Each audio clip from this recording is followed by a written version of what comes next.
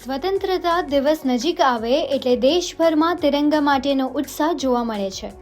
ઘરો, શાળાઓ, કોલેજો અને સરકારી કચેરીઓથી લઈને વાહનો સુધી દરેક જગ્યાએ તિરંગો લહેરાવવાની તૈયારીઓ શરૂ થઈ જાય છે। રાજકોટમાં પણ આ દેશભક્તિનો માહોલ સ્પષ્ટ જોવા મળી રહ્યો છે। અહીં આવેલા ખાદી ભવનમાં રાષ્ટ્રીય ધ્વજની ખરીદીમાં નોંધપાત્ર વધારો જોવા મળ્યો છે। ખાસ કરીને હાથથી બનાવેલા ખાદીના કપાસના તિરંગાની લોકોમાં ભારે માંગ જોવા મળી રહી છે। ખાદી ભવનના મેનેજર જણાવે છે કે વડાપ્રધાન નરેન્દ્ર મોદીની અપીલ અને હર ઘર તિરંગા અભિયાનને કારણે લોકોમાં તિરંગાને પોતાના ઘર સુધી લઈ જવાનો ઉત્સાહ વધ્યો છે। લોકો પોતાના ઘરો પર તિરંગો ફરકાવવા માટે ખાદી ભવનમાંથી રાષ્ટ્રીય ધ્વજની ખરીદી કરી રહ્યા છે।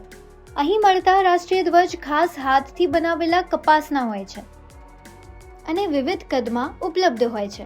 18 બાય 27 ઇંચથી લઈને 8 બાય 12 ફૂટ સુધીના તિરંગા અહીં જોવા મળે છે।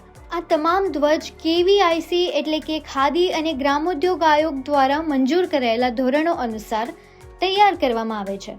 સ્વતંત્રતા દિવસ એટલે કે 15 ઓગસ્ટ અને પ્રજાસત્તાક દિવસ એટલે કે 26 જાન્યુઆરીની આસપાસ દર વર્ષે રાષ્ટ્રીય ધ્વજનું વેચાણ નોંધપાત્ર રીતે વધે છે। ખાદી ભવનમાં આ બંને રાષ્ટ્રીય પર્વના સમયગાળા દરમિયાન મળીને લગભગ 5 લાખ રૂપિયાના રાષ્ટ્રીય ધ્વજનું વાર્ષિક વેચાણ થયું હોવાનું મેનેજર જણાવે છે। આ માત્ર સામાન્ય ખરીદી પૂરતી મર્યાદિત નથી। રાજકોટમાં શાળાઓ, કોલેજો અને સરકારી કચેરીઓ તરફથી પણ મોટા પ્રમાણમાં રાષ્ટ્રીય ધ્વજની માંગ આવી રહી છે। એટલે કે રાષ્ટ્રીય પર્વની ઉજવણી માટે સંસ્થાઓ પણ તિરંગાની ખરીદી કરી રહી છે।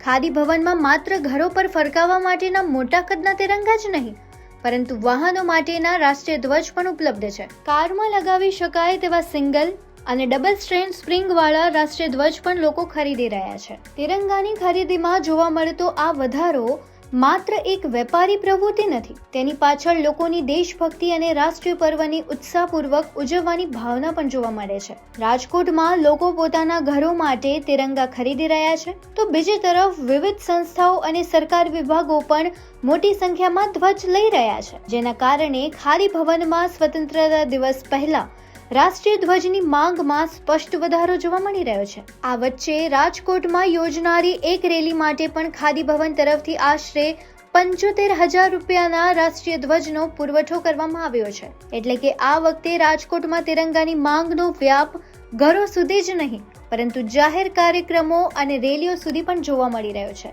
દેશનો રાષ્ટ્રીય ધ્વજ માત્ર 3 રંગોનું કાપડ નથી, તેમાં દેશની ઓળખ, ગૌરવ અને એકતાની ભાવના જોડાયેલી છે।